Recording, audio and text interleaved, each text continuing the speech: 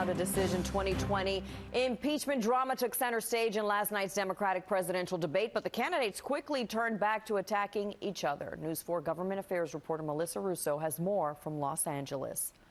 It was a constitutional necessity. On defense, Democrats trying to explain why impeachment isn't more popular. We cannot have a president with that temperament who is dishonoring the presidency of the United States. No surprise, some candidates avoided the crux of the question. If the president claims that he is so innocent, then why doesn't he have all the president's men testify?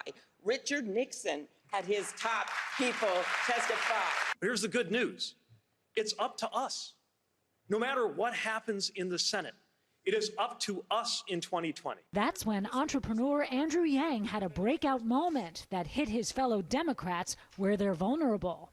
The more we act like Donald Trump is the cause of all of our problems, the more Americans lose trust that we can actually see what's going on in our communities and solve those problems. Another standout moment for Yang on the question of why he was the only non-white candidate on stage. It's both an honor and disappointment to be the lone candidate of color on the stage tonight. I miss Kamala, I miss Cory, though I think Cory will be back.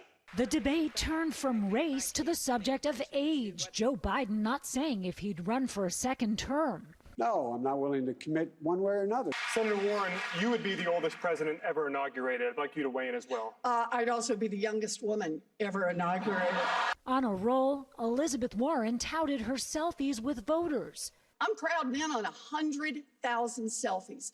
That's 100,000 hugs and handshakes and stories. Using that to go after Mayor Pete Buttigieg for his fancy fundraisers. The mayor just recently had a fundraiser that was held in a wine cave full of crystals and served $900 a bottle wine. Billionaires in wine caves should not pick the next president. According to Forbes magazine, I am literally the only person on this stage who's not a millionaire or a billionaire. This is the problem with issuing purity tests you cannot yourself pass. I did not come here to listen to this argument.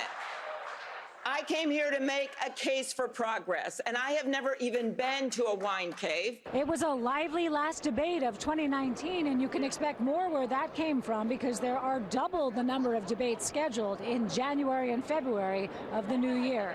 Reporting from Los Angeles, Melissa Russo for Today in New York.